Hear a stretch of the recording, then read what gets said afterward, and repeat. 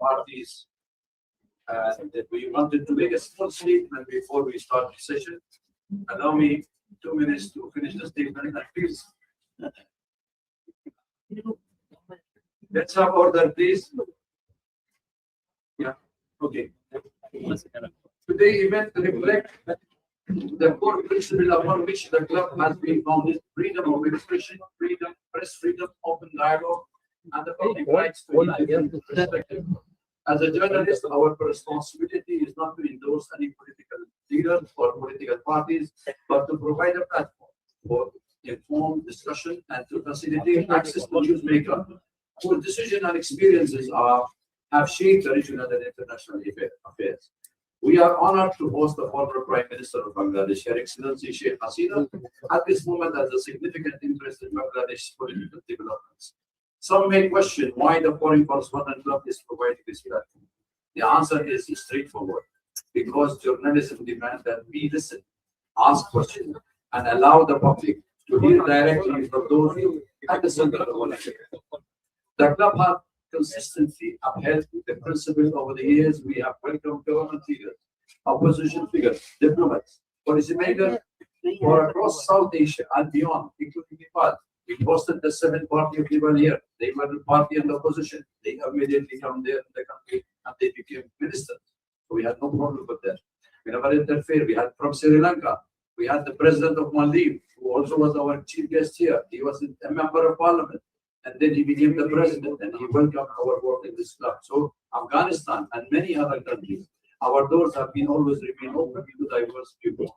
In keeping with this commitment, we also extended the invitation to several occasions to the High Commissioner of Bangladesh in this perspective of his current authorities. Unfortunately, those invitations were not accepted so far. We are still open invitation. He acknowledged receiving it. I met him personally. I met his press secretary and he communicated with me, but yet twice. And it is the invitation gone since 19th of January 2026.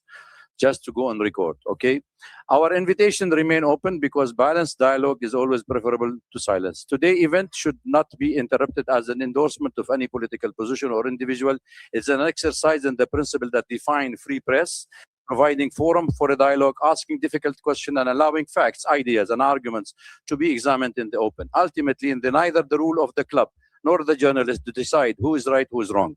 Our role is to ask questions, seek accountability, and enable the public to make informed judgment based on what they hear and they observe. With this spirit, I welcome Her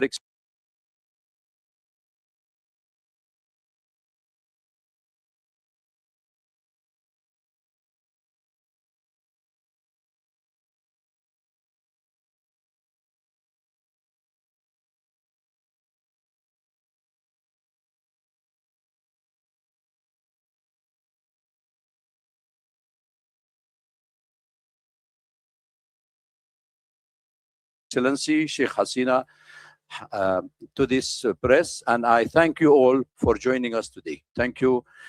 Mr. Prakash Aditri will introduce our guest on the dais and online.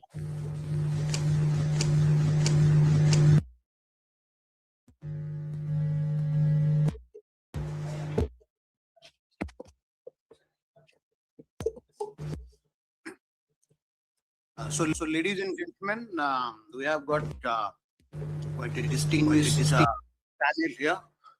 Some of them are here, and some of them will be joining us from abroad.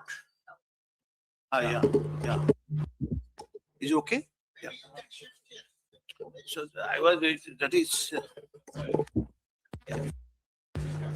So let me introduce. To begin with, I'm introducing Engineer Muhammad Ali Siddiq.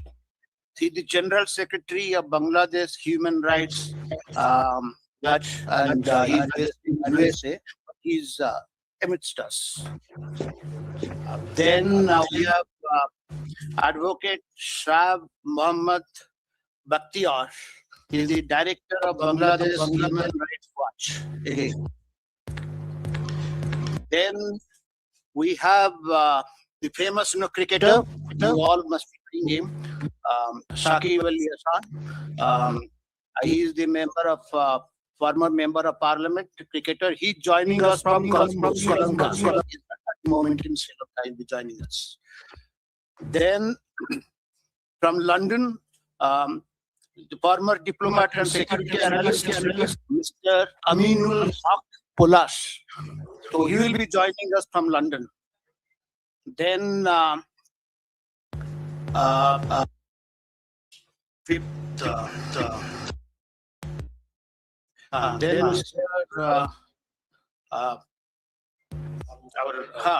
Mr. Muhibul Chowdhury, former education minister of Bangladesh. Then we have Mr. Abu Ubaiddin Arin sitting next to me, writer and counter analyst. And then we have Mr. Sajib Wazir Joy, who is the former advisor to Prime Minister of Bangladesh. He is joining us from United States. And then finally, we have Mrs. Sheikh Hasina, doesn't need an introduction. She is the president of Bangladesh Awami League and former Prime Minister of Bangladesh. So, ladies and gentlemen, let's welcome them. And we are really we all are grateful to you that all our distinguished panelists have come and spared valuable time. So, welcome once again to all of you. Thank you. Thank you, Mr. Prakash. Can I ask each speaker, please, to limit to the time 3 to 5 minutes, and we can start with Mr. Muhammad Ali.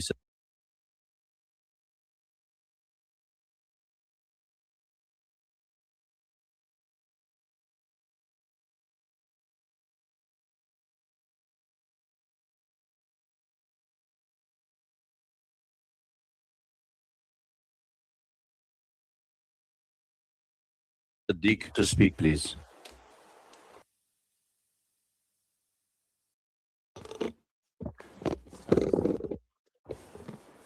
Good evening, everybody, especially the president of FCC,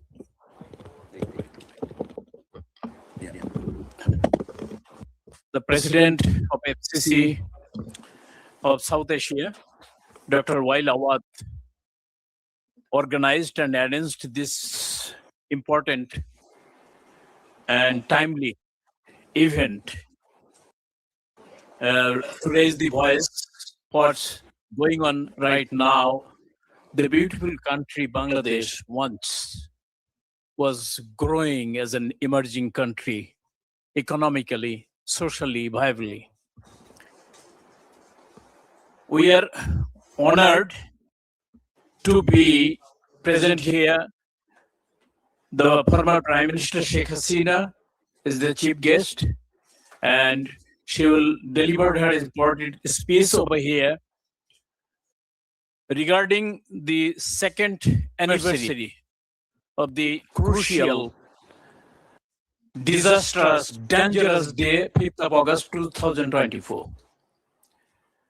She knows ins and outs how these events happen, how the popular, democratically elected government ousted by. So we don't want to kill time. I traveled all the way from New York to Delhi. I would like to listen her. I would like to listen her visionary leader, son Sajib Wazir Joy, IT specialist and the former ICT advisor to the Prime Minister Sheikh Hasina. I would like to conclude here, not to expand any more further. So I'm going to give my time to the chief guest. Thank you all. Thank you very much for giving me the opportunity. Thank you, Mr. Muhammad, for sticking to the time. That was very nice of you. Please, can I have Advocate Shah Muhammad Bakhtiyar? Before that, just one second. Netri, can you hear? Apa? Honorable Prime Minister, can you hear? I'm sorry, I couldn't. We can't hear you. She can hear. Can raise your hand. Just raise your hand. Yeah. Hello. Oh, thank you very much for receiving me in this meeting. Good evening, So, everyone. Today is Honorable FCC Club President, and with FCC Club digital print media members. I am Advocate Samawat Bakhtiar.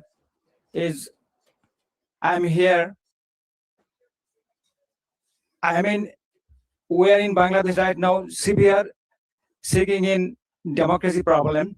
Since August 5th, 2024, Bangladesh has been undergoing period of democratic crisis.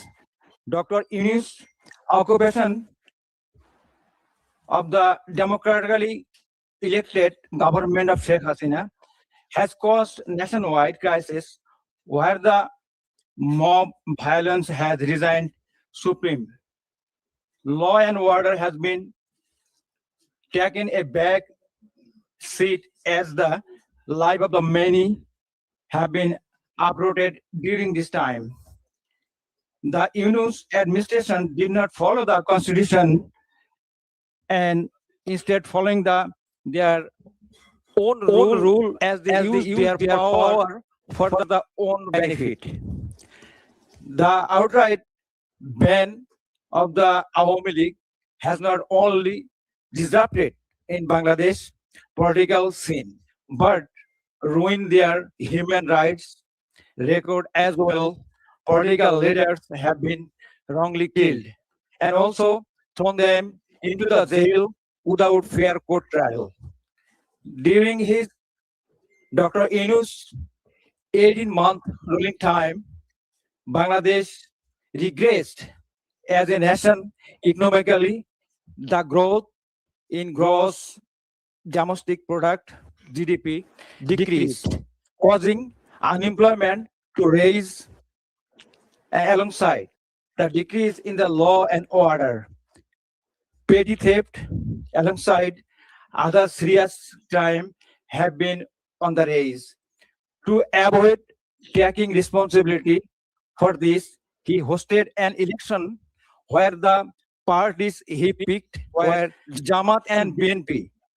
The parties they are favor to him.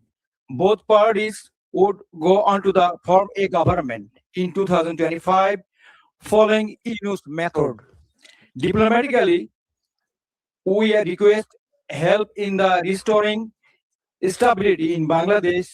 We request a fair trial for Sheikh Hasina has and proper election where the Awami League government can contest so that democracy can be restored in Bangladesh. Thank you. Thank you for all. Thank you very much. Also, can I have Sakib Al Hassan online, please?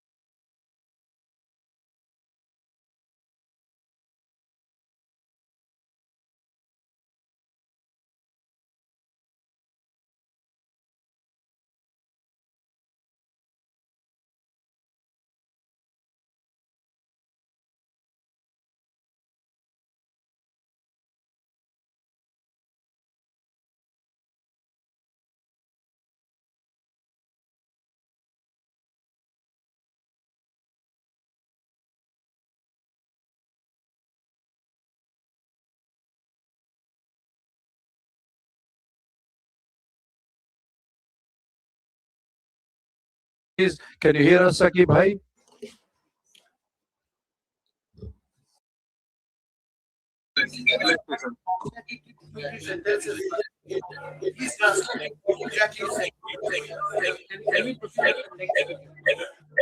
Okay, we will get the translation later on for those who are interested in the cricket to listen to it.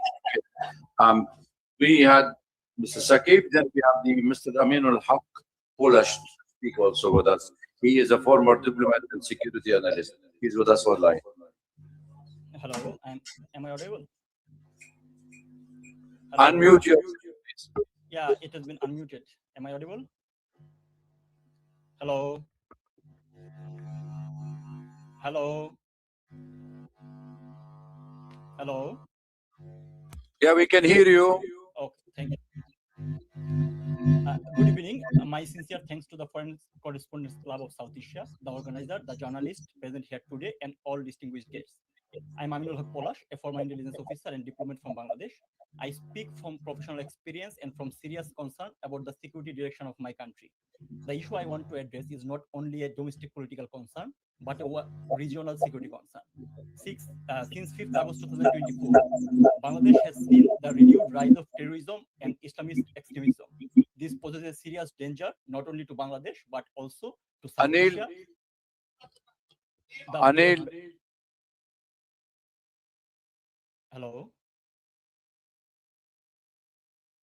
Hello.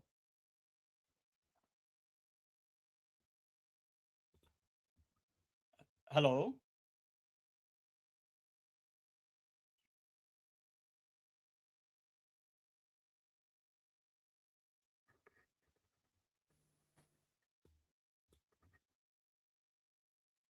Mr. Polash, please speak.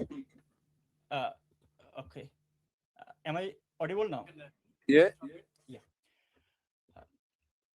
Let me begin with the recent facts. On 24th July 2026, a powerful IED hidden inside an umbrella was found under the Motijil metro station. On 31st July, a pressure cooker bomb was recovered near a tea stall in Ashulia Shavar. On 1st August, bomb-like objects were reported near Mirpur 10 and Farmgate metro station. And just days before, on 3rd August, a bomb kept in a bag exploded in Borishal, severely injured 3 people. These are not isolated incidents. They are early warning signs. An IED doesn't appear by accident. It requires knowledge, material, testing, delivery, target selection, and logistical support. When such incidents appear in different parts of the country with increasing regularity, it shows that extremist actors have developed both capability and network. The authorities remain in denial. There has been no visible action against the networks behind these incidents, no meaningful arrest, and no serious public explanation. The Home Ministry has categorically rejected the presence of militancy in Bangladesh, even as warning signs continue to appear on the ground. Bangladesh has seen this denial before. Immediately after the BNP Jamaat alliance came to power in 2001, extremist procession appeared across the country chanting, Bangla will be Afghan, we will be Taliban. When the notorious JMB terrorist Bangla Bhai emerged, the government dismissed him as a media creation. That denial gave militant networks the space to organize and expand. The consequences were severe. In 2005, JMB carried out coordinated bomb attack across 63 districts of Bangladesh. On 21st August 2004, grenades were thrown at Awami League rally to assassinate Sheikh Hasina and eliminate the party leadership, killing 24 people and injuring more than 300. The 10-truck arms haul showed how Bangladesh was used as a route for weapons intended for insurgent networks in the region. Even a foreign diplomat was not spared. British Ambassador, High Commissioner Anwar Chaudhuri was attacked at Shahjalal's shrine in Sylhet. So when the current authorities deny the return of militancy, I don't hear the reassurance. I hear history repeating itself.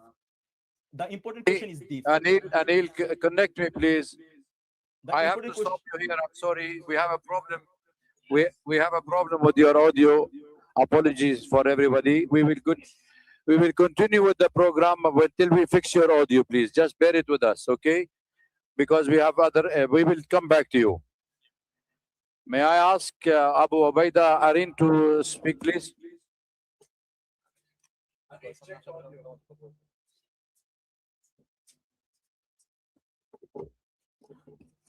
Good evening, everyone. Present over here today. Thanks for joining us today.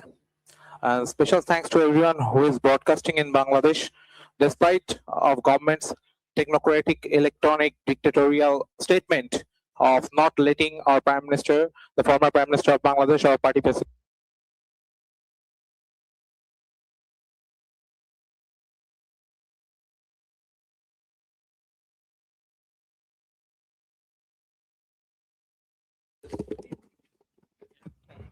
Camera. Please. Silent, please.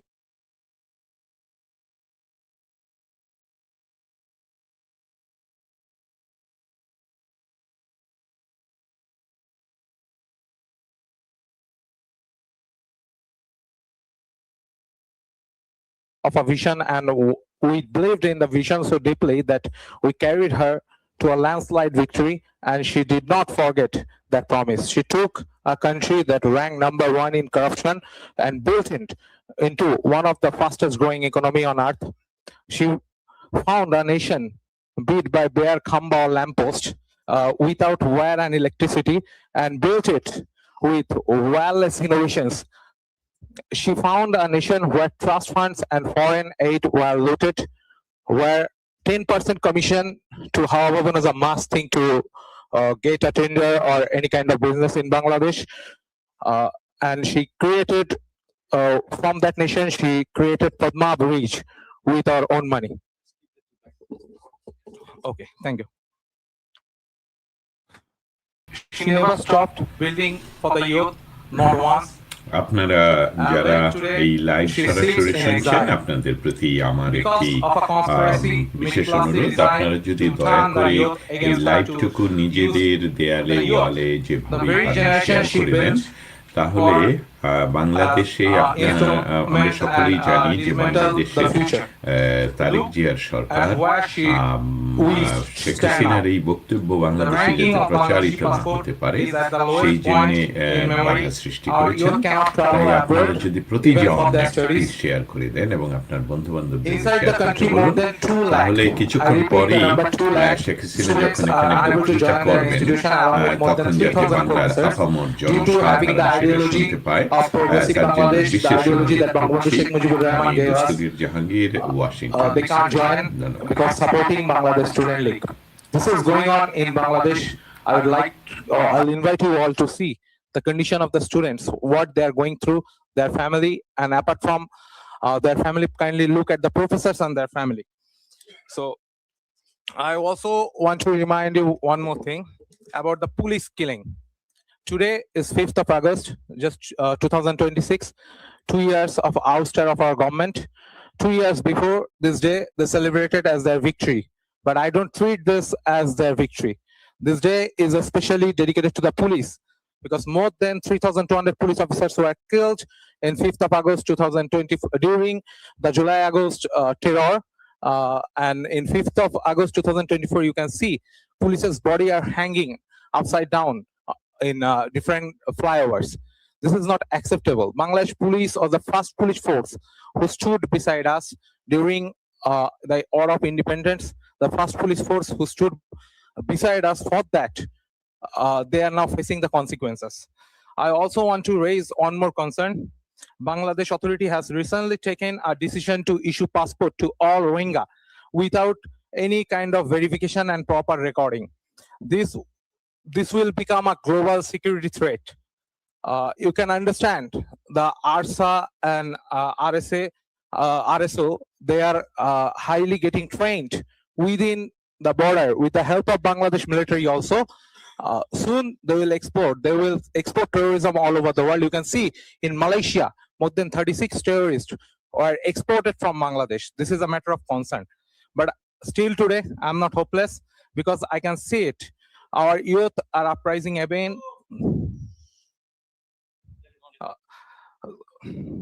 This is okay. Our youth are uprising again. They are coming. The dream we had, it broke. It became nightmare now. But they are breaking out of the nightmare. They will come in front. They will stand shoulder to shoulder with Sheikh Hasina. I'm sure about this. This is not just a Sheikh Hasina. Our leader has promised she will go by end of this December. This is not just a homecoming. This is a unification of 170 million Bangladeshis staying over there. They all will stand together. I remember during the 7th March speech of Bangabandhu Sheikh Mujibur Rahman, Kaife Azmi wrote, how many people you will put handcuff on? We have 70 million. How many people you will put, how many people will hang? We have 70 million. I'm telling you, when our Prime Minister, our former Prime Minister and our party president will go back to Bangladesh, you'll see, I think you all will write how many mouths you will try to shut. They tried to shut our mouth for the last few days. How many mouths you will try to shut? We have 170 million. How many people you will prison? We have 170 million. How many people you will hang? We have 170 million. One homecoming will unite all 170 million Bangladeshi all over Bangladesh, and they all will stand shoulder to shoulder with Sheikh Hasina. Joy Bangla, Joy Bangabandhu, Joy to Deshratna Sheikh Hasina. Thank you. Thank you very much. I would request Anil. Okay. Anil. Can't you hear me? Anil? Mike, Anil. Okay. Okay. Can you hear me now? Okay, Anil, I would like that portion of yours to be quiet in that side, please. I want quietness. I don't want disturbance. Now we are reaching to a very crucial moment. Please be quiet, okay? So now I will call Mr. Mohibul Hassan Chaudhry, Mohibul Chaudhry Nofal, former minister, please to address the gathering. Thank you. Thank you. Distinguished guests, journalists, Honorable President of Foreign Correspondents Club, thank you for the opportunity to address today's esteemed gathering. Today, while we appear before you in New Delhi, our hearts are with the people of Bangladesh. Our leader, President of Bangladesh Awami League, who has served the nation as Prime Minister for 20 years in 4 terms, will address this event.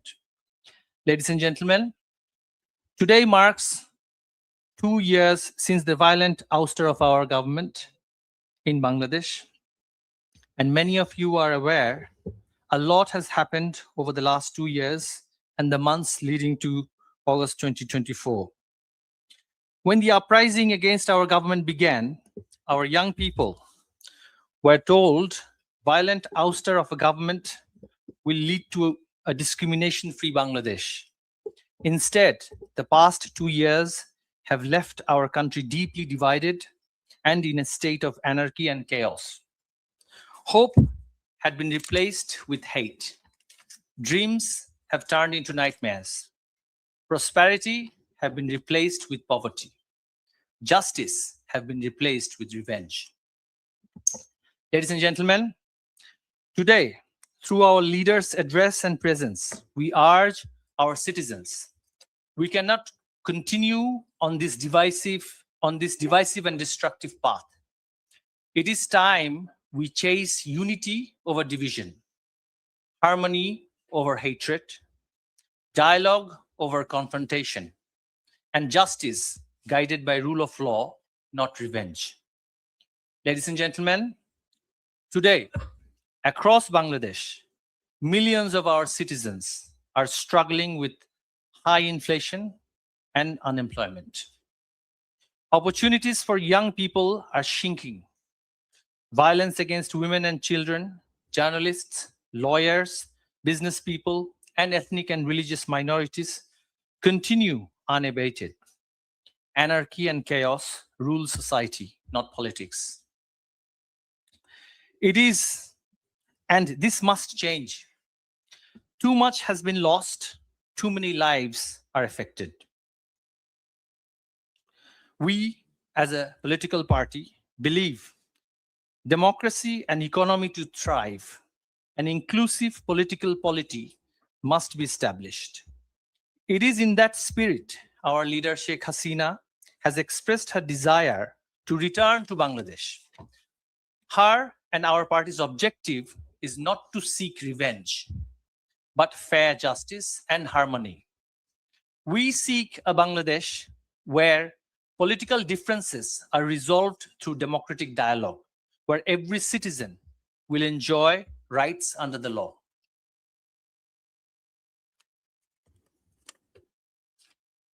Ladies and gentlemen, as a political party that has served Bangladesh for decades, we recognize no government is without shortcomings.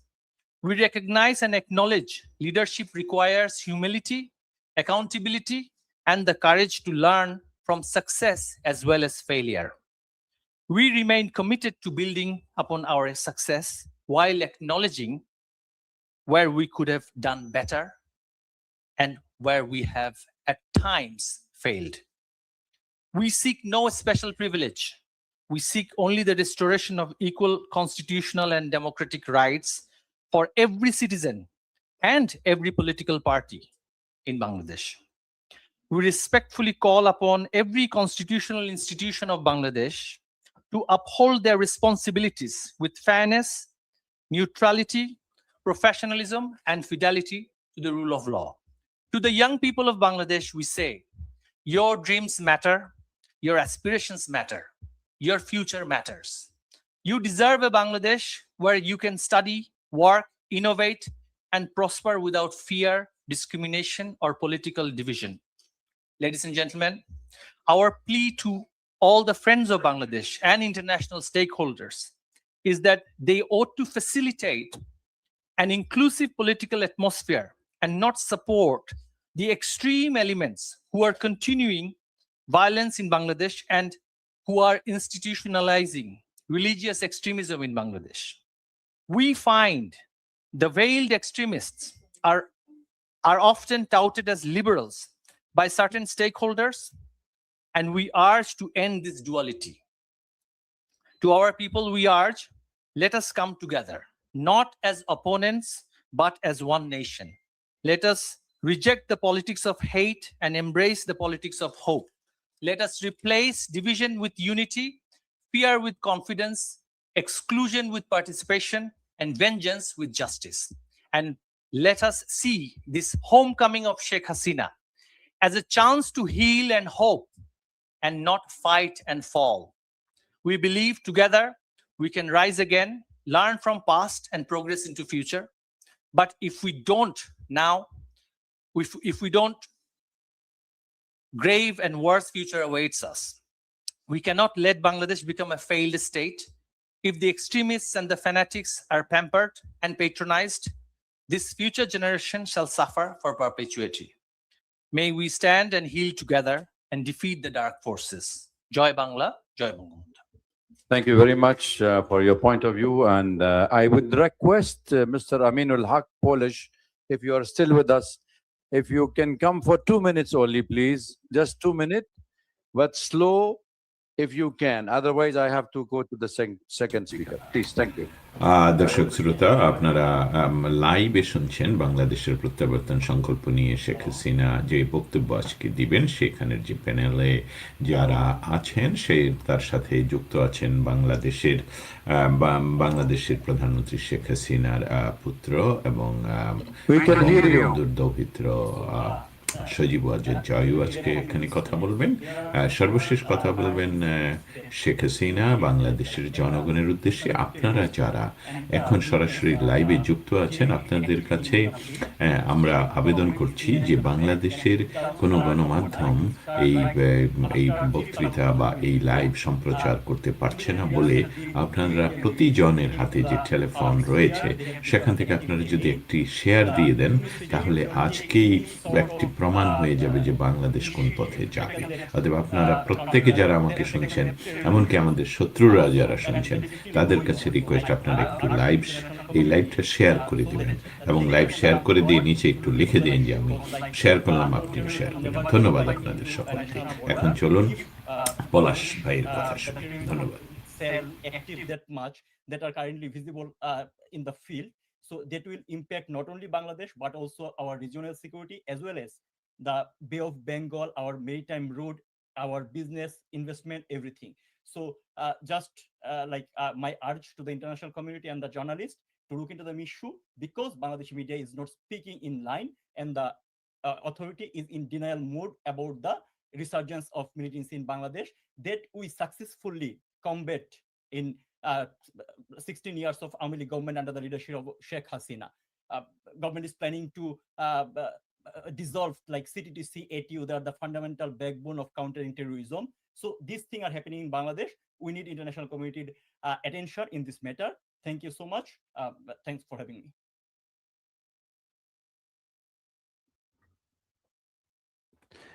May I now request the key speaker, Mr. Sajib Wajid Joy, former ICT advisor to the Prime Minister of Bangladesh. Please speak slow and soft so we can hear you all. Thank you. Thank you very much, Dr. Awad, for the kind introduction. Thank you as well for the National Press Club for hosting this event. Honored to be here today. You've heard the other speakers speak a little bit about what is happening in Bangladesh and what has happened. I want to bring a few things to everyone's attention, and this is something I believe that the international community needs to focus on. First of all, you have heard the refrain again and again that about the deaths during the July-August protests of 2024. Here is what no one is talking about. You have various counts on the numbers. You have the UN number of 1,400, whereas the government number is 800 something. Who are these additional 600 people? Where did the UN get those names? Our party has written to the UN, our lawyers have written to the UN again and again, and to date, the UN has not provided any names. But more importantly, the UN only covers a period up to August 15th of 2024. But we know that the deaths continued. And what is most alarming, and this is something that I believe that the press, the international press, should really, really pay attention to. You see, the Yunus regime, one of the first things they did was pass an ordinance which became law called the Indemnity Bill, indemnifying all the protesters, everyone, blanket immunity, protecting them from any prosecution for any killings. That includes killings of civilians, that includes killings of our party members, and that includes killings of police officers. Today, the BNP government that is in power, they have ratified this ordinance, turned it into law, and this continues, which means that none of the police killings, we still don't know exactly the number of police deaths, none of the police killings can be prosecuted. So my question to you is this: are killings okay? Are killings acceptable? If you can have blanket immunity for protesters to kill police officers, to kill civilians, to kill Awami League members and leaders, then why blame anybody? That is the first issue I would like to focus on, the indemnity. I think this is something that has not been paid attention to. This is unprecedented. How can you have blanket legal protection for killings by anyone, especially killings of police officers? This is unprecedented. This is completely against all human rights, against all norms of decency. Secondly, what you have had since August of 2024, you have had thousands, tens of thousands of people behind bars, which are all now, on one hand, most of them, many of them are Awami League members and leaders. Most of them are being held without any trial, without any due process, without any bail. Many of them are elderly, in their 80s. Their health is failing. Many of them have died in police custody. Not only that, killings in police custody have continued. We have documented them. We have put them up on our websites, on our Facebook pages, full list of names, exactly when, which prison they died, under whose custody. Most of them were young. They had no reason to die. They were all killed extrajudicially by the Yunus regime, and those killings continue even today. Outside of the prisons, during the Yunus regime, and even now, our party members are being hunted down and killed. Every few weeks, someone is killed somewhere. There is no due process. The police do not take any action, and the government protects these killers. So political killing in Bangladesh since August of 2024 has been legalized. This is Bangladesh today. And if any killings are legal, then why blame the Awami League at all? And finally, since 2024, not only Awami League members and leaders that have been behind bars, but anyone sympathetic to the Awami League. This includes journalists and businessmen, especially journalists, editors, owners of newspapers and television channels who were seen as pro-Awami League, have been behind bars for over 2 years now. You are the press club. Imagine if half of you, your members, your journalists, your editors, your media owners were held behind bars without bail, without due process, without charges, without trial for an indefinite period of time. Can that be imagined in any country? Is that possible in any country? Is that legal in any way? That is a gross, gross violation of human rights, of freedom of speech. And this is something I believe that should certainly alarm the international media community. This is what's happening in Bangladesh. So Bangladesh today is a failed state. It's not a failing state. It is a failed state. There is no human rights. There is no freedom of speech. Even prior to this event, intelligence services went to the headquarters and offices of every major media outlet, every major newspaper, and instructed them clearly not to rebroadcast this event, not just to rebroadcast this event, but not to provide any coverage from any international media on this event. They're not allowed to share links from foreign media on their websites. Any journalists that were seen as still sympathetic to our government or against this government, many of them were fired even in the last couple of days. This is what's happening in Bangladesh. And what is the future? What does the future hold? There is no law and order. There is no constitution in Bangladesh today. What should concern India most is Bangladesh has become another Pakistan on India's eastern side. You have another Pakistan today on your eastern front. Foreign intelligence services, especially ISI, has an open hand. Militants, hundreds of convicted terrorists that our Awami League government arrested and convicted and put behind bars, have been released from prison. Hizb ut-Tahrir marches openly. Al-Qaeda operatives speak at public rallies.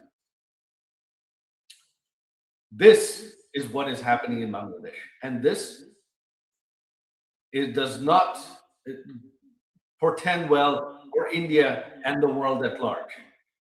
In the future, the next set of terrorists globally are going to be coming from Bangladesh, unless this is stopped now. And where it has to begin is from the media, especially you in India. You are the world's largest democracy. Your media has reach.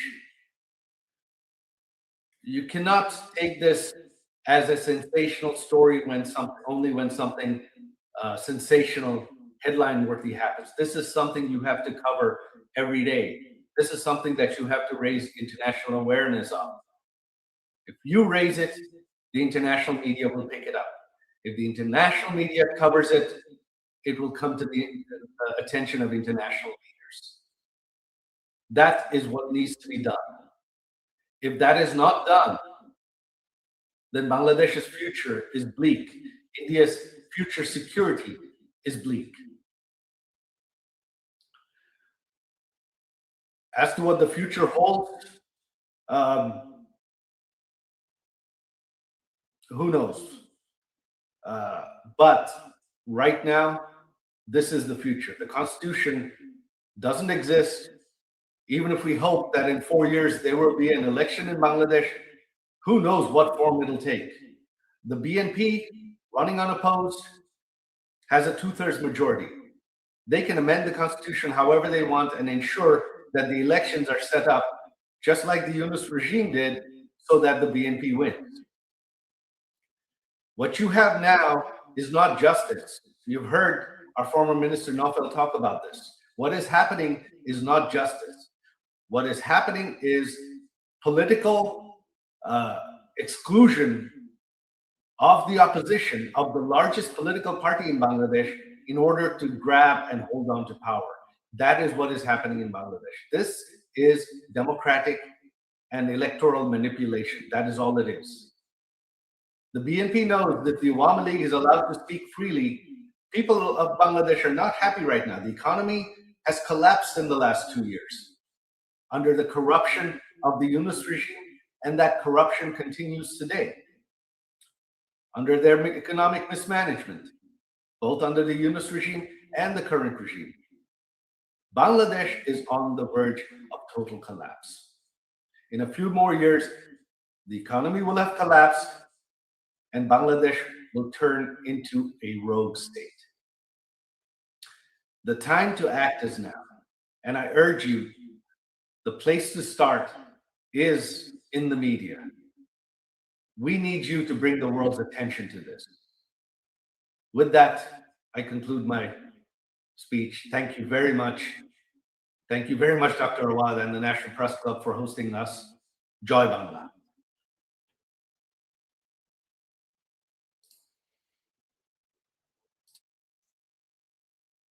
Wajid, but I would request you to stay online with us because there will be questions raised by the colleagues around. So please stay with us till we have the Honorable President of the Awami League, Mr. Certainly, Sheikh I will stay online to answer questions. Yes, Thank please. Then let me get her online, and then we will take her point of view, audio only.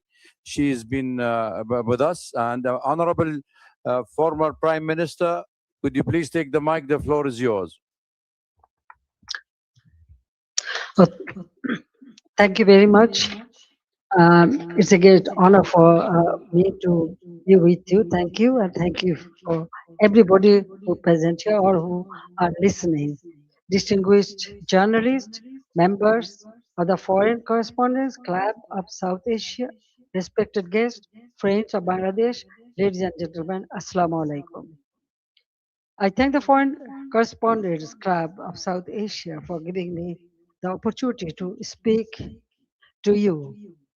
I also thank the journalists who continue to follow events in Bangladesh with seriousness and courage. Journalism has a duty to seek truth, especially when power tries to hide it. In difficult moments of history, that duty becomes even more important. Today, I speak not only as someone who had the honor of serving Bangladesh 5 times as a prime minister, but also as the daughter of the father of the nation, Bangabandhu Sheikh Mujibur Rahman. I speak as someone who has spent her life with the people of Bangladesh. I was forced away from my country, but I was never separated from my people. Before I speak about the present crisis, I pay my deepest homage to the father of the nation, Bangabandhu Sheikh Mujibur Rahman, to the Saline national leaders, and to the 3 million martyrs of our war of liberation. I also remember with profound grief and members of my own family, whom I lost on 15th August 1975.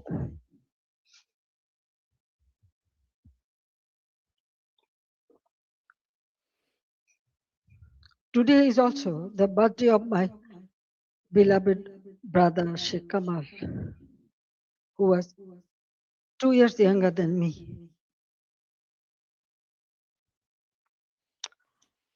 He was a valiant freedom fighter, a youth leader, a sports organizer, and a cultural activist.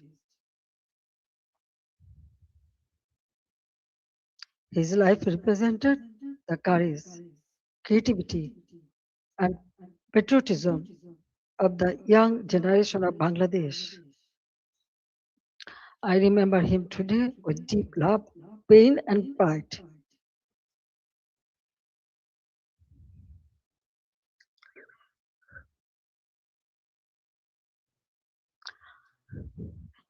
Ladies and gentlemen, for the last 2 years, I watched my beloved Bangladesh suffer.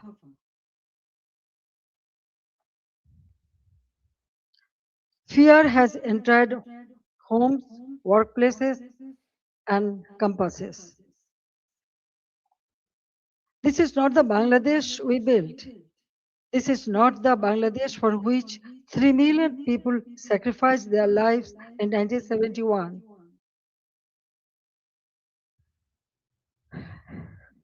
Let me begin with the truth about July and August 2024. It was not a peaceful student movement. From the beginning, my government tried to resolve the issue peacefully through dialogue, legal process, and patience. But behind the language of reform,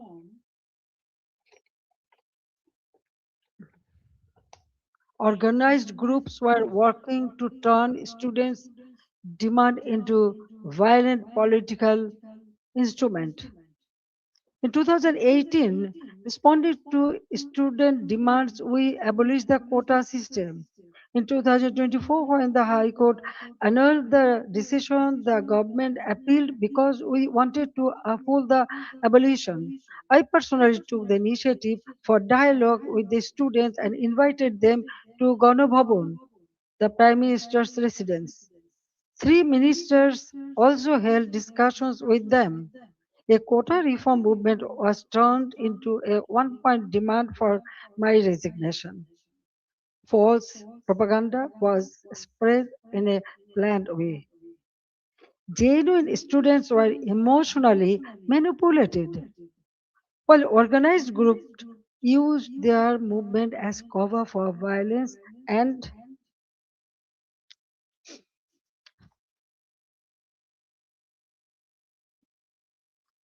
violence and regime change. Muhammad Yunus himself said this was a meticulously designed movement led by a mastermind. His own words expose the truth. It was not simply a spontaneous student protest. There was no visible or responsible leadership. Instructions were given invisibly. It was organized, directed, and used to create a path to power outside the ballot box. From July 15th, the character of the movement changed. Killings, arson, attacks, and looting began. State property was destroyed.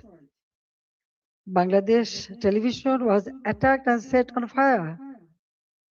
So was different buildings like Shetu Bhavan, the Directorate General of Health Services, the EPI vaccination program building, Farmgate Metro Rail Station, flyover, Mohakali Elevator Expressway, science research facilities, the Disaster Management Office, a national database center, a COVID-19 special hospital, Bangladesh Medical University, residential hotels, industrial facilities, businesses, prisons, and including Noshingdi and other district jails were attacked, vandalized, or burned.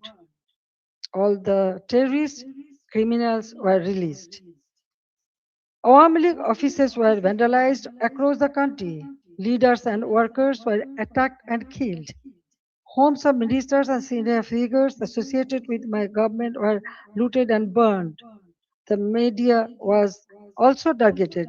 Nearly 50 media center, private television stations, and newspaper offices were attacked or set on fire. Journalists were killed. Law enforcement agencies came under organized attack. Police, sepai, the other officers were killed and their bodies were hung from flyover. Around 460 police stations were outposted or set on fire, and in some, personnel were trapped inside buildings and burnt alive. Weapons were looted. Officers were beaten to death. According to persecuted police members, at least 3,000 personnel were killed, attacked, tortured, or subjected to serious violence. So, I ask a simple question. In such a situation, what is the duty of law enforcement? When police stations are burned, government buildings are attacked, public infrastructure is destroyed, officers are killed, and weapons are looted, does the state have no duty to protect life and property? In every country, law enforcement has a responsibility to protect citizens, state institutions, and their own lives. This is not a crime. That is the duty entrusted to them by law.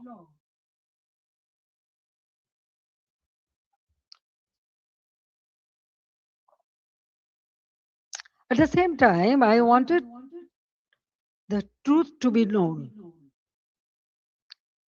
That is why I formed a judicial inquiry commission on 18th July 2024. Its purpose was clear. Every casualty had to be investigated. Every incident of violence had to be examined, and every family deserved to know the truth. I met victims' families, visited the injured, and instructed the authorities to provide the highest level of medical treatment free of cost. And on 1st August, I strengthened the inquiry into a three-member commission so that the investigation would be credible and comprehensive. But after seizing power, the illegal interim government led by Muhammad Yunus stopped the investigation. They did not allow the truth to come out. They gave indemnity to those who involved in the killings. If they truly wanted justice, why did they stop the inquiry? If they had nothing to hide, why protect the killers? That one decision tells the truth. They did not want justice, they wanted power. They did not want investigation, they wanted the evidences buried. Their own words export the truth. An NCP leader said revolution would not have succeeded if police had not been killed and the metro rail had not been set on fire. A BNP leader in Sirajganj also said publicly that Enayatpur police station was burned and police were killed to make the revolution succeed. These statements show that the July-August movement was not merely a quota reform movement. It became a coordinated assault on constitutional order driven by hidden instruction, organized violence, and propaganda. The conspiracy did not end on 5th August. After 5th August, violence became a campaign of political persecution. The killing that began on 16th July with the murder of Shobuz Ali, a Dhaka college student and student league activist, has not stopped. Awami League leaders and workers are being killed, disappeared, arrested, driven from their homes, and buried under false cases. At least 10,000 have been killed or disappeared. Around 650,000 have been arrested over the last 2 years. Around 3,500 cases have been filed. Namely, nearly 450,000 leaders, workers, and supporters are accused. More than 1 million others have been listed as unnamed accused. Against me, more than 600 cases has been filed. Women activists of Satru League, Student Organization, Youth League, other affiliated organizations are facing abuse, humiliation, torture in custody. Many leaders and workers have also died in prison amid documented accounts of torture, denial of medical treatment, deprivation of food, negligence, and denial of basic rights. The persecution is not limited to the Awami League members of only. The member of minority community, judges, lawyers, intellectuals, cultural figures, journalists, professionals, workers, even rickshaw pullers, farmers, ordinary citizens have been attacked, arrested, or accused in murder cases. No one who stands for the spirit of the liberation war is safe. Symbols and memorials of our liberation war have been destroyed. Freedom fighters have been humiliated with garland of shoes. The historic residence of Bangabandhu Sheikh Mujibur Rahman, the Bangabandhu Memorial Museum at Dhanmondi 32 has been attacked and demolished in phases. This is not random violence. This is an attempt to erase the spirit of the liberation war from Bangladesh. Muhammad Yunus himself spoke of pressing a reset button to whip away the country's previous history.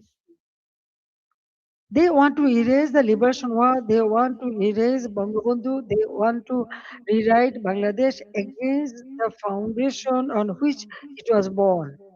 Convicted war criminals have been released, militants and top terrorists have been freed. Even after a staged election brought the BNP to power, the situation did not change. Bangladesh remains a grip of fear, terror, repression, economic hardship, and deep insecurity. Now, look at the condition of the country. The progress we built has been destroyed, and ordinary people are paying the price. GDP growth has fallen to 2.22% compared with 6.80% during the Awami League government. Industrial production has fallen sharply. For the first time in 54 years, the industrial sector has faced negative growth. Defaulted loan in the banking sector have reportedly risen from 13% to 47%. Poverty has increased from 18.60% to 46.8%. Investment has turned negative. Job creation has collapsed. More than 2 crore people have newly fallen into unemployment. Over 500 industrial factories have closed. More than half of industrialists and business owners are either in prison or forced into hiding. The government is running by borrowing 700 to 900 crore taka from banks every day. Project costs have been increased by 50% to 250%. At the same time, militancy is rising. Women and children are facing torture, rape, humiliation. And ordinary people no longer feel secure in their own lives. Extortion, murder, kidnapping have become regular features of daily life. These are not just numbers or isolated incidents. Behind them, there is a family, a worker, a farmer, a small business owner, a mother who cannot buy food for her children, and a young person who no longer see hope. But let me also remind you what Bangladesh had achieved. The welfare of the people has always been the purpose of my deep politics. My father of the nation, Bangabandhu Sheikh Mujibur Rahman, gave his life for the ideal, and I have carried the ideal with full commitment. During my 5 terms as a Prime Minister, we used long term planning, sound financial management, disciplined implementation to place Bangladesh on a strong foundation. After 2008, across 16 years and 4 consecutive terms, we implemented major projects such as Padma Bridge, Metro Rail, Rupur Nuclear Power Plant, Matarbari Deep Sea Port, Kandafuli Tunnel, Bangabandhu Satellite. We maintained GDP growth between 6.5% to 7.5%. Our development projects were not vanity projects. They were part of building national capacity. Our social programs were not charity, they were investments in human dignity. We made Bangladesh stand tall. We made it known as the rising tiger of Asia. Bangladesh's crisis is not only a domestic crisis, it affects regional peace, security, trade, development, and human dignity.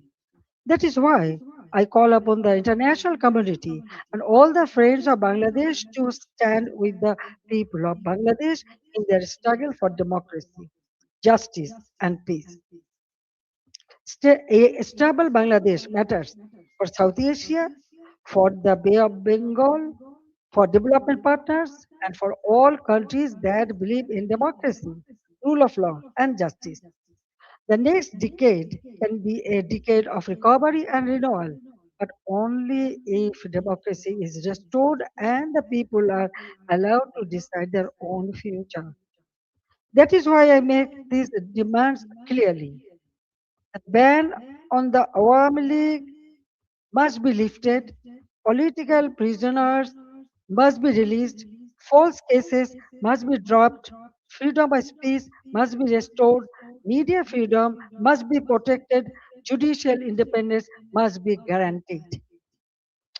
Law enforcement agencies must serve the people, not those who use power for revenge. These are not demands for one party only. There is necessary steps to save Bangladesh. Whatever fate awaits me, I will return to my people. I cannot stay away while my beloved countrymen are suffering. I know I may be detained, I may be sent to prison, they may try to enforce verdicts issued in fabricated cases, but fear cannot decide my duty to the people. My life moved beyond calculations of personal safety long ago. In 1971, I was in imprisonment with my mother. My son, Joy, was born in captivity. In 1975, I lost my family. I spent 6 years in exile. After returning home, I fought against military ruler, dictatorship, and political conspiracies. There were 19 assassination attempts against me. Even the grenade attack of 21st August 2004 could not stop me. Therefore, I am not worried about my own future. I am worried about the future of Bangladesh. I want to return because the people deserve security, development, prosperity, and peace. They deserve a state that protects them, an economy that gives them opportunity, and a democracy that gives them rights. My return and the return of the Awami League to the democratic process is not about power. It is about putting Bangladesh back to the right track. It is about reviving the country's path of development, progress, secularism, stability. I want to return to Bangladesh to one purpose, to stand beside the people and help improve their lives. The people are the source of all power. I believe in them, I trust them, I love them, and I will return to them. Joy Bangla, Joy Bangabandhu. Thank you very much for listening me and giving me so much time. Thank you.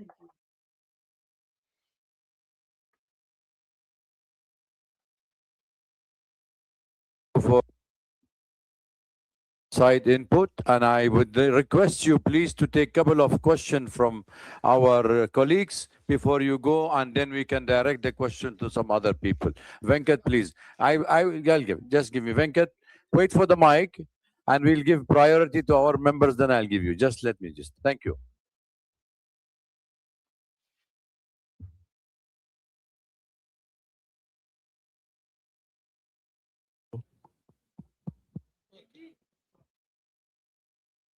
On? Can you hear me? Okay. Madam Sheikh Hasina, have you decided on the date on which you're going to go back to your country? Because the present regime says the moment you arrive in Dhaka, they're going to arrest you. What are your plans if they arrest you? Have you put together any team of lawyers to defend you in a court of law?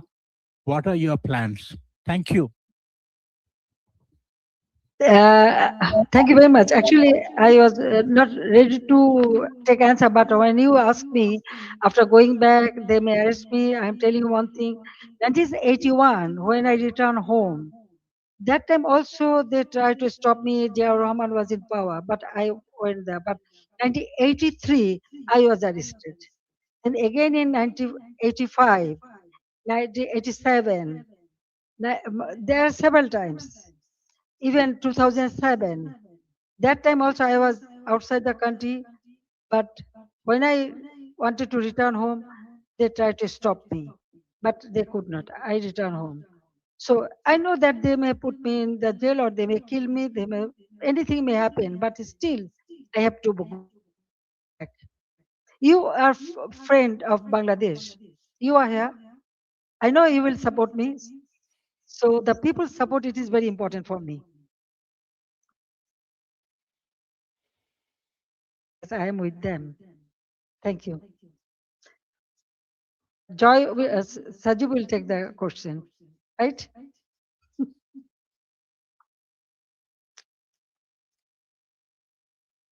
I hope Madam Hasina can answer this question. Sajib is a US citizen. The US ambassador to India has recently visited Bangladesh and expressed his confidence in Mr. Tariq Rahman's leadership. And Sajib is, of course, I'm aware that you have dual citizenship, Bangladesh as well as the US. But how do you view the US ambassador's remarks and his support also offering further deepening of trade relations with Bangladesh? And also, you said, Sajib, that Bangladesh runs the danger of becoming another Pakistan. But you are aware that one of the two countries, the country of domicile, the United States, under President Trump, has a particularly close relationship to Pakistan and is now building one with Bangladesh. So should Madam Hasina return, how do you intend to, where do you see the future of relations with the United States? Thank you. Thank you for your question. Look, the United States has its own goals. Yes, this is I'm a dual citizen. What Ambassador Gore's remarks, they are simply diplomatic remarks. Those are standard things any diplomat is going to say. And the current U.S. administration, their focus is on trade. They are not focused on democracy, human rights, any of that. Their focus is to increase trade with the US no matter what. So that is what this, the policy this administration is continuing. However, as you are very familiar, in the US, it is a very democratic country. The government changes, policies change completely. And, the US has close relations with Pakistan now, but a few years ago they didn't. So this can all change very quickly.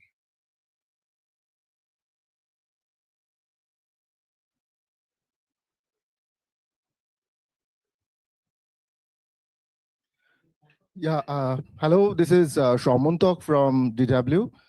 So my question is that since you want to go back to Bangladesh, all of you said that, what's your plan, how to enter Bangladesh, and have you had any conversation with the current government at any capacity?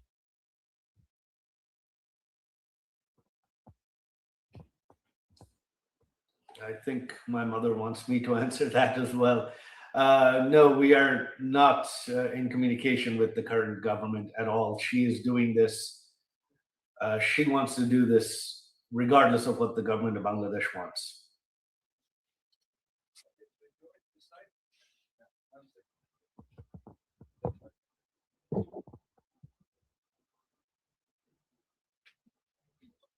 Good evening.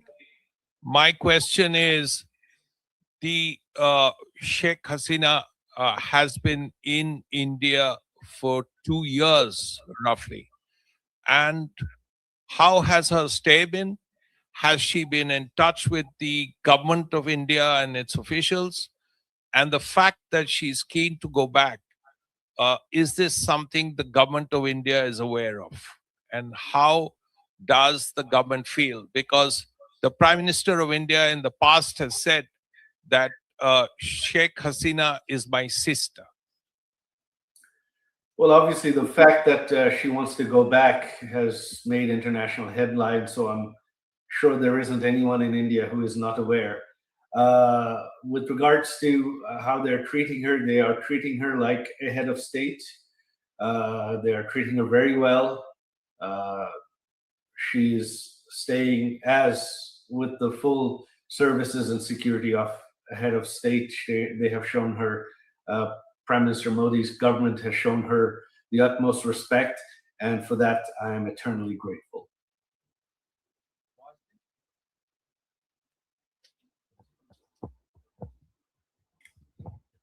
This is Vasini Heather from The Hindu. I wanted to ask former Prime Minister Sheikh Hasina did really detail what happened in those 2 months. However, there has been one demand that we've heard from the protesters, from the students in Dhaka quite often. Did she regret the violence? Does she regret the killings of protesters there? Does she feel sorry about what happened eventually and the events that led up to her coming to India at that time?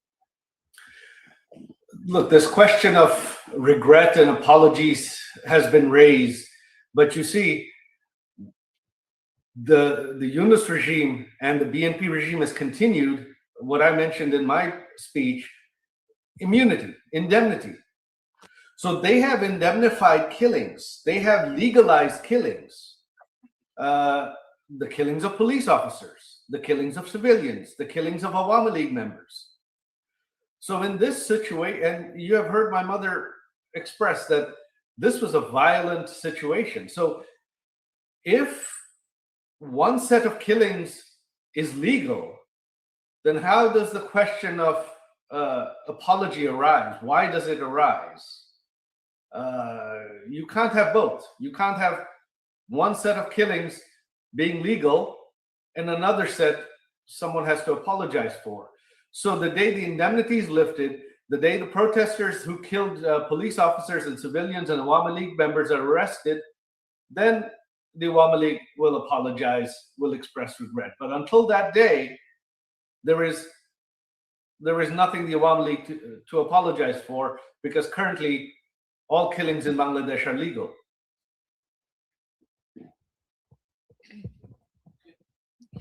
My name is Sultana Rahman. I'm from Bangla News Network. Honorable former Prime Minister, আপনাকে সালাম।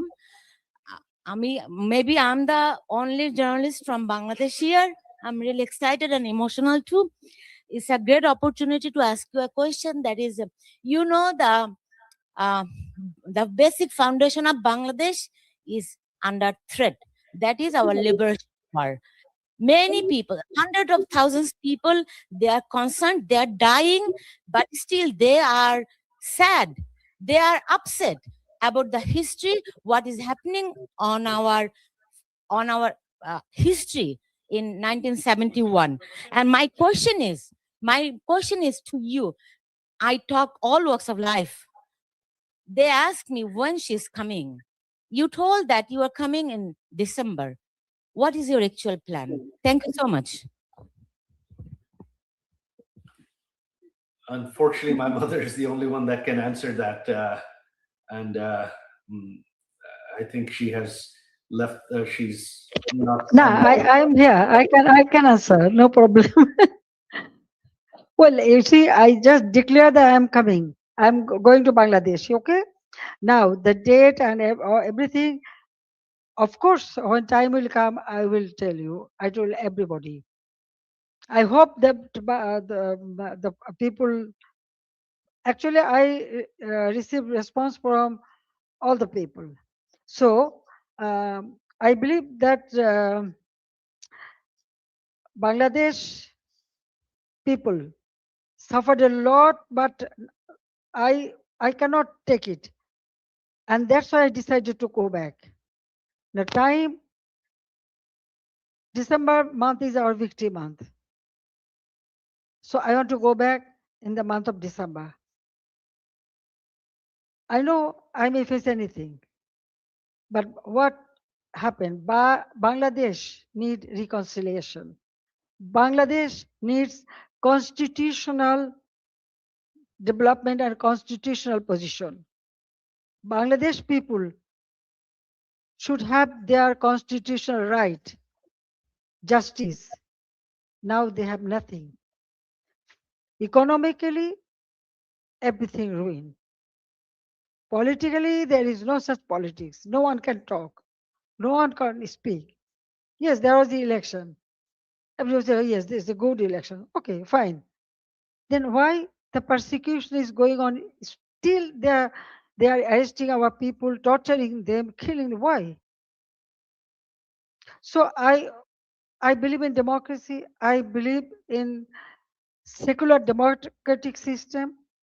So that's why I want to go back, and the time and everything will go. And the history. Now already they destroyed all our symbols of our victory. The liberation war, our victory. But everything has been destroyed.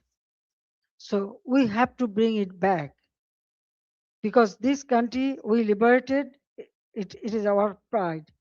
So I want to bring back that pride to for our people, and so they can stand by themselves and proudly they can say that we liberated the country, so our history should prevail. That's all. And thank you very much. You speak always in favor of our liberation victory. But at this moment, you know what is happening. Those who lost the war, now they are praising them. They are okay. I don't want to make much comment. Thank you.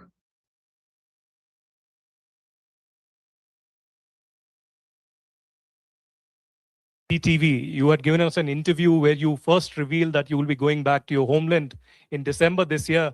But I also want to communicate. Your son just said that there's no communication happening with the government. But would you want some kind of a back channel with the government before you revisit and return to your homeland, or would you want some kind of a mediation to happen from any neutral party or any neutral country? I ask this especially because today and yesterday, the Bangladesh government has put a blanket ban on your speeches and statements. So how would you intend to now communicate with your own people back in Bangladesh? Thank you very much. India is our friendly country. Anytime Bangladesh is in a disastrous position, India always stand behind them and they give shelter every time. 1971, then 75, and still. Now, government to government relationship, that is different. But India always has been a great friend, and I know they will remain that. Now, about us, yes, I told you that I was not ready to leave my country. I didn't know that I am coming here, but somehow I reach here. One day, perhaps it will be another. How I am, because all our people, they brought me here.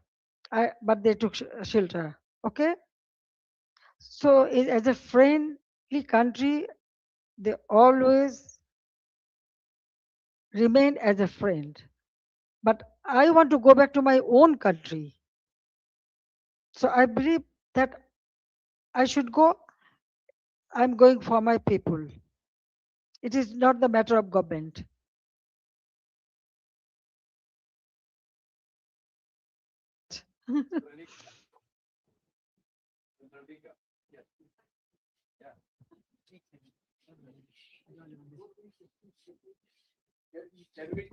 Check. One second. Let's take 2-3 questions at one time. Madam still with us. That will make it easy for all of us. I try to accommodate everybody, but please make it short. No need for any observation. Just short question. No, Please. I'm telling you one thing. I can see so many hands. If you have so many questions, there is the email address. There is the email address. If you When do you intend to return back? Is there a specific date? And what message do you want to send to the people of Bangladesh? And how do you respond to the criticism of your government's handling of recent political unrest and protest? One more question that I would like to put out is, how do you respond to calls for... Also, what are your priorities for Bangladesh's economy, as you have already mentioned about it? So if you would like to respond to that. Madam Hasina, this is Ayushi Agarwal from ANI. Your party, Awami League, continues to remain banned in the country. But if the Awami League is eventually allowed to participate in elections, would you seek to lead the party again? This is Yeshi Seli from Business India. What kind of support are you expecting from people in Bangladesh? What is the percentage of people who will still support Awami League? And do you expect the youth to come out and welcome you once you decide to walk inside Bangladesh? Take 3 questions and then we'll go second round and that's it. Yeah, I'm trying my best. If you have guys. Former Prime Minister Hasina, I have a very personal question to you. Last time you went back to Bangladesh in 1981, you went to the Nizamuddin Dargah, which has a very strong connect with your family. Will you go to the Dargah this time again, given the fact that your father also had a connect with the Dargah?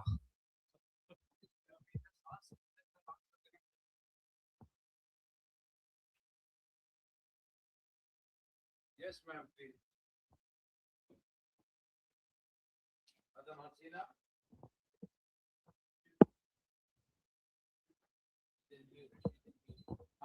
Unmute yourself.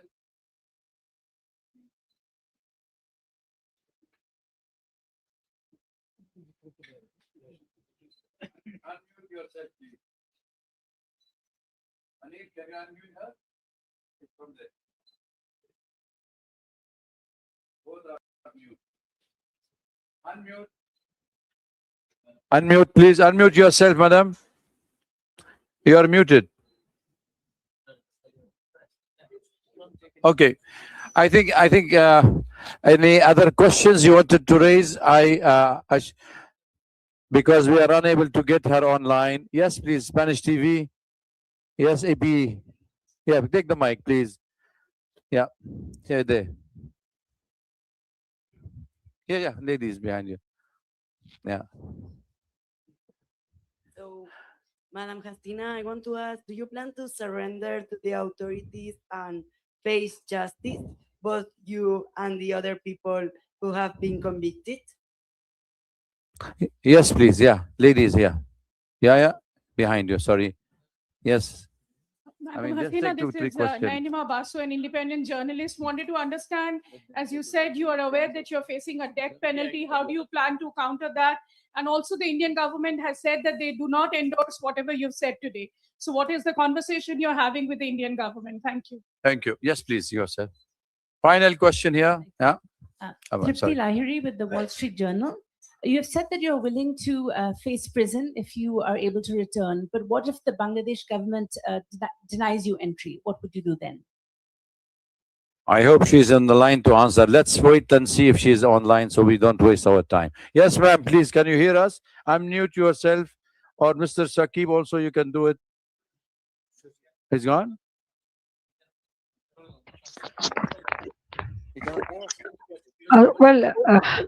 Yeah.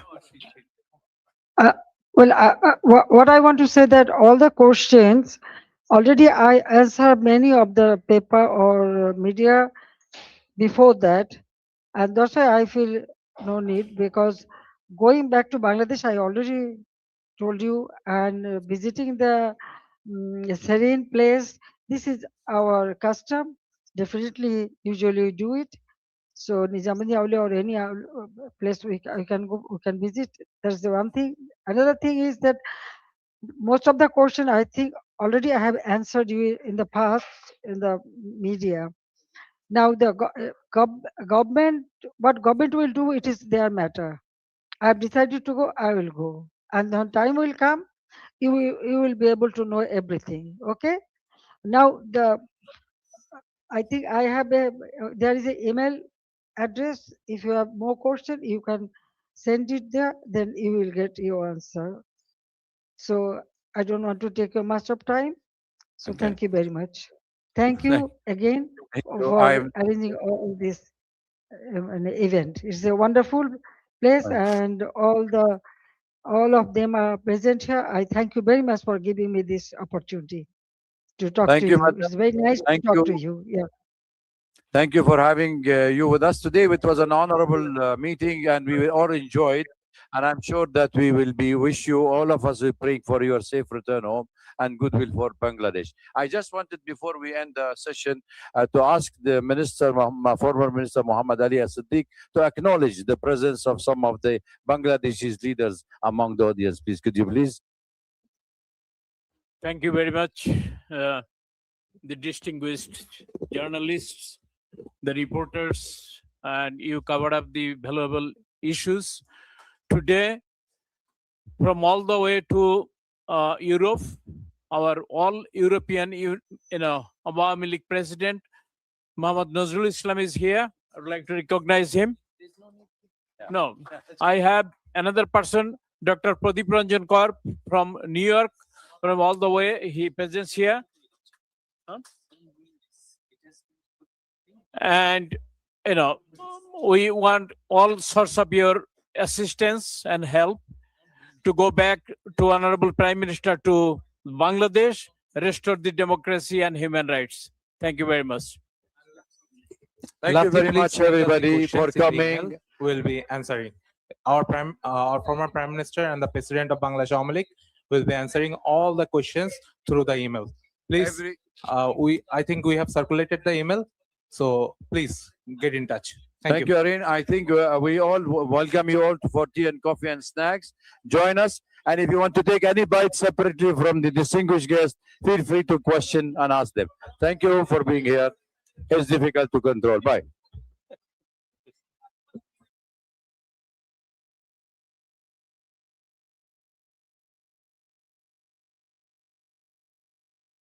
There is also her script, the transcript of her speech. আমাদের সাথে এতক্ষণ যারা উপস্থিত ছিলেন, যারা অনলাইনে উপস্থিত ছিলেন, তাদের কথা বলছি। মোহাম্মদ আলী সিদ্দিকী থেকে নিউ ইয়র্ক থেকে, তিনি এটার একজন মূল আয়োজক। তিনি সেখানে উপস্থিত আছেন। সেই সাথে অ্যাডভোকেট বখতিয়ার শাহ সেখানে উপস্থিত আছেন। আমাদের ডক্টর প্রদীপ রঞ্জন কর সেখানে উপস্থিত আছেন দিল্লিতে, সেই সাথে সর্ব ইউরোপিয়ান আওয়ামী লীগের নেতা সভাপতি তিনিও সেখানে উপস্থিত আছেন। আপনারা যারা এতক্ষণ আমাদের সাথে ধৈর্য ধরে এই আজকের এই আয়োজন শুনলেন ও দিল্লিতে প্রেস ক্লাব থেকে সরাসরি লাইভে, শেখ হাসিনা সেখানে আজকে আপনাদের সামনে তার মূল্যবান বক্তব্য রেখেছেন। সেই বক্তব্যগুলো নিয়ে এখন আলাপ আলোচনা চলবে, পৃথিবীর সকল জায়গা থেকেই এই আলোচনা হবে। সেই সাথে আরও একটি বিষয় আমি এখানে স্মরণ করতে চাই বা বলতে চাই যে খুব সহজ নয় বিষয়গুলো, যে বিষয়গুলো নিয়ে আজকে আলাপ হলো আমি সেভাবে তুলে ধরার চেষ্টা করব। যে শেখ হাসিনা দিল্লি থেকে তিনি যে ঘোষণা করেছেন যে বাংলাদেশে তিনি ফিরবেনই, উনি জীবনে বহুবার মৃত্যু মুখে থাকলেও মৃত্যুর নিয়ে পরোয়ানা নিয়ে বলবো এবং ভয় নিয়ে বলবো, উনি ভীত নয়, উনি নির্ভীক একজন সমাজকর্মী, রাজনীতিবিদ। বাংলাদেশের সবচেয়ে দীর্ঘ সময়ের তিনি ছিলেন প্রধানমন্ত্রী। বাংলাদেশ সে সময় আসলে এখন আমরা যদি ফিরে তাকাই তুলনা করি তাহলে দেখতে পাই যে বাংলাদেশটা সেই সময়ে ছিল সর্বোচ্চ যেটাকে বাংলাদেশ উন্নতি করছিল, উন্নতির শিখরে বলবো বর্তমান সময়ের তুলনায়। দিল্লি থেকে এই যে প্রেস আজকে হলো সেটা বাংলাদেশের বর্তমান তথাকথিত নির্বাচিত সরকার গণমাধ্যমে যাতে প্রকাশ করতে না পারে, লাইভ যাতে করতে না পারে, সেই জন্য তারা নিষেধাজ্ঞা যেমন আওয়ামী লীগকে নিষেধ করে রেখেছে সেই রকম শেখ হাসিনার এই বক্তৃতা যাতে প্রচারিত না হয় সেটার জন্য তারা বারবার মিডিয়াকে শাসিয়েছে, বলেছে যে এটা প্রচার করা যাবে না, এবং আলটিমেটলি তারা প্রচার করতে পেরেছে কিনা আমরা সেটা এখন জানি না। তাহলে আজ এই শেখ হাসিনা যে বক্তব্য দিলেন তা নিয়ে এখন আমরা বিশ্লেষণ করব, আলাপ করব, ওনার প্রতিটি লাইন, প্রতিটি প্রশ্নের উত্তর, ওনার বক্তব্য। সেখানে আজকের যে কম্বিনেশনটা ছিল সেটা ছিল শেখ হাসিনার সাথে সজীব ওয়াজেদ জয়ের উপস্থিতি, এবং এটা একটা রিমার্কেবল দৃশ্য যে তিনি সেখানে তার সন্তান এবং বঙ্গবন্ধুর দহিত্রকে নিয়ে উপস্থিত ছিলেন, এবং সেই সাথে তারা দুইজনই অনেক প্রশ্নের উত্তর দিয়েছেন কোনো ধরনের হাইড ছাড়া। বাংলাদেশের যে পরিস্থিতি, এই পরিস্থিতি আসলে অস্বাভাবিক। সেই সাথে আমরা জানি যে মার্কিন যুক্তরাষ্ট্রের সিনিয়র ডিপ্লোম্যাটরা ইতিমধ্যে ঘন ঘন বাংলাদেশে যাচ্ছেন এবং বাংলাদেশের সরকারের সাথে কথা বলছেন।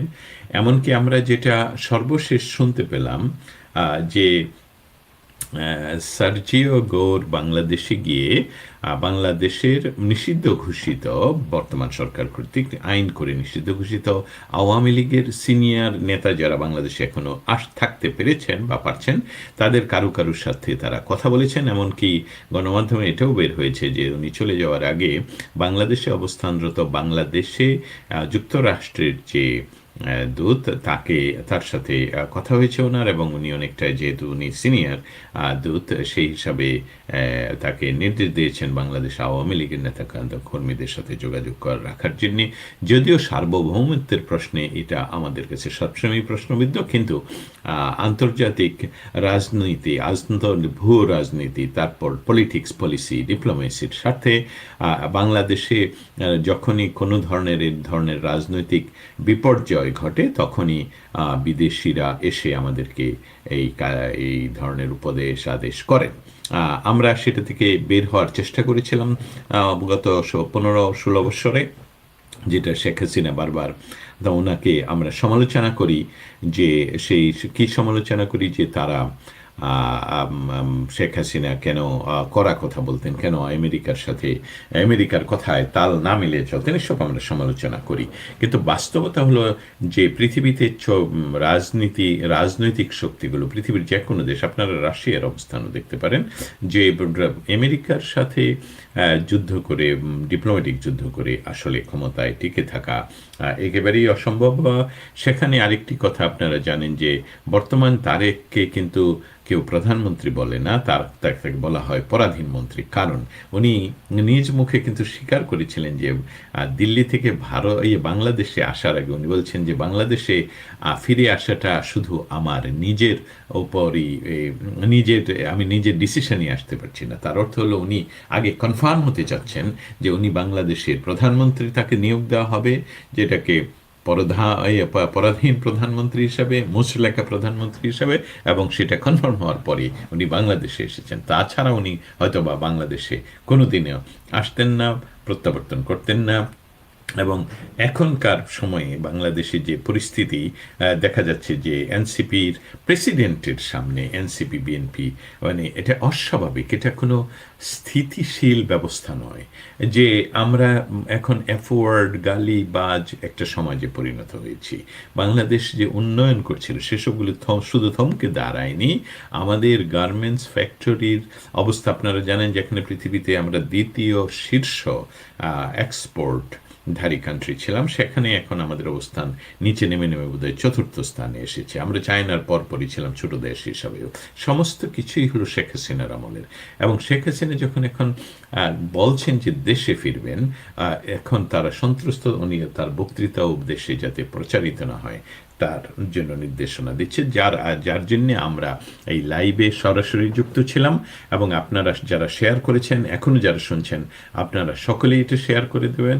তাতে করে আমাদেরকে যারা বন্ধ রাখতে চায় বাংলাদেশে বা 71 সনের পরাজিত শক্তিরা এই 5ই অগাস্টে, গত 2024 সনের 5ই অগাস্টে তারা পুনরুজ্জীবিত হয়ে দেশকে বেদখল করে এবং সেখান থেকে পুনরুদ্ধারের আন্দোলনের নেতৃত্বের ডাক দিচ্ছেন শেখ হাসিনা। এবং জয় বাংলার জয় হবেই, সেটি মনে হচ্ছে। আমরা সেটার জন্য অপেক্ষায় থাকব। ততক্ষণ পর্যন্ত আপনারা আজকে আমার এই লাইভের সাথে সংযুক্ত থাকার জন্য আপনাদেরকে অসংখ্য ধন্যবাদ। আবারও কথা হবে। জয় বাংলা, জয় বঙ্গবন্ধু। আপনাদের যে কোনো প্রশ্নের উত্তর আমি দেব, আপনারা যদি নিচে কমেন্টে লিখে জানান এবং আমাদের এই লাইভটুকু আবারও বলছি শেয়ার করে দেবেন। সকলে ভালো থাকবেন। আবারও কথা হবে। জয় বাংলা, জয় বঙ্গবন্ধু, জয় হোক বাংলার মেহনতি মানুষের। খুদা হাফেজ।